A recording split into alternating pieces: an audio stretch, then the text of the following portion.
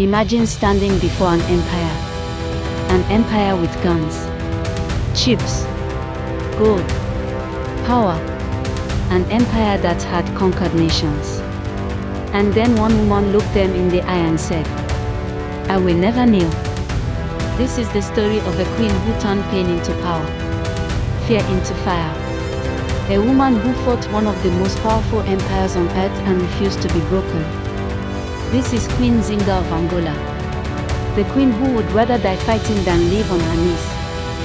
Long before modern Angola existed, there was a powerful kingdom, the Kingdom of Ndongo in Central Africa. Rich in culture, rich in strength. Born into this kingdom around the late 1500s was a girl named Nzinga. She was not ordinary. Even as a child, people noticed something different about her.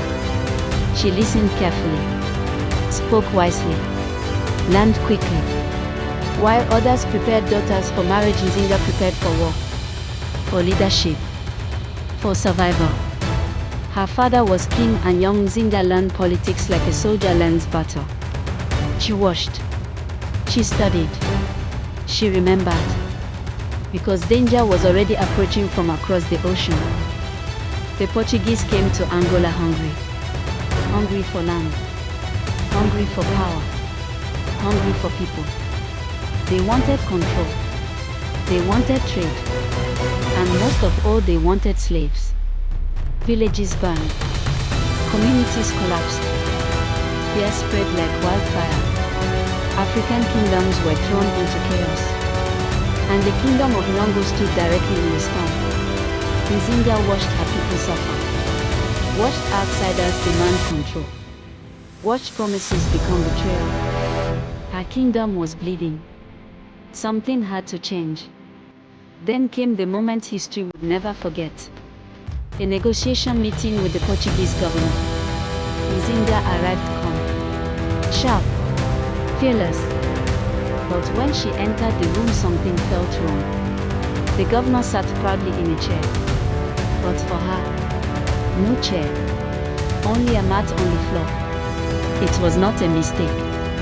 It was an insult, a message, bow beneath us. But Queen Nzinga did something unforgettable. Without hesitation, she turned to one of her servants.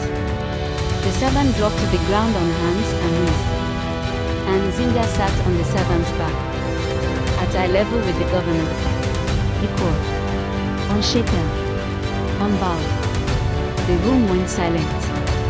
She would not kneel, not to kings, not to empires, not to anyone.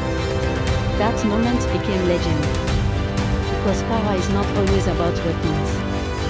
Sometimes power is simply refusing humiliation. For a time, Nzinga tried peace. She negotiated, made agreements, fought for survival through diplomacy. But peace did not last. Promises were broken, trust shattered. The Portuguese kept pushing, taking land, expanding control. And Queen Nzinga made a choice.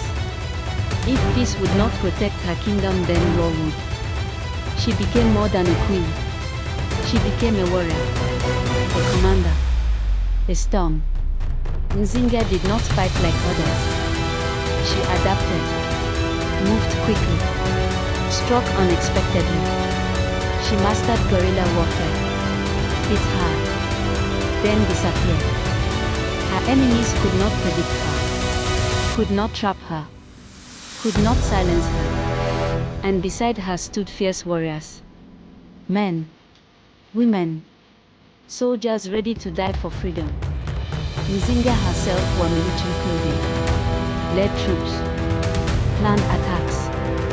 She was not hiding behind palace walls. She stood in the fire with her people, battle after battle, year after year. She kept resisting. But Nzinga understood something powerful. No kingdom survives alone. So she built alliances, strong ones, strategic ones. She worked with neighboring African kingdoms, formed military partnerships.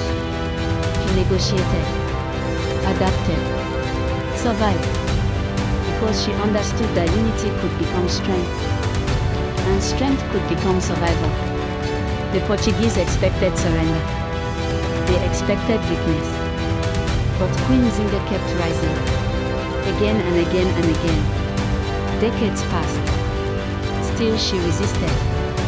Still she fought.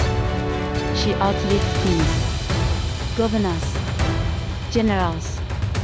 And though the Portuguese gained influence, they never fully broke her. Never completely conquered her. Because some people become bigger than battle, bigger than fear, bigger than empires. Queen Nzinga became a symbol of resistance, of survival, of dignity. So the next time life tries to break you, remember the queen who faced an empire and refused to kneel. The woman who turned resistance into legend. Queen Nzinga of Angola. A queen, a warrior, a force history could never erase. If you were in Queen Nzinga's place, would you have had the courage to fight? Drop your answer in the comments below. Crown. And if this story moved you, subscribe to Unveiled History, because there are so many more stories like this one waiting to be told.